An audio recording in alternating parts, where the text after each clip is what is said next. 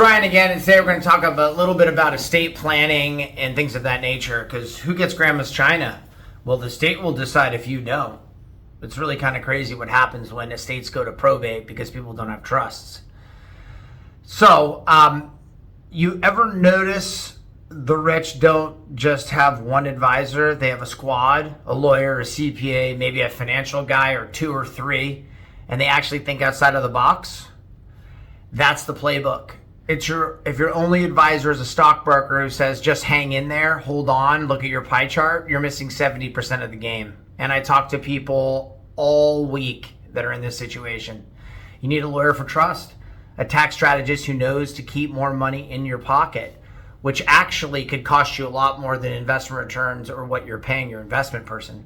And products like structured notes, things that 90% of advisors never touch, should really be looked at.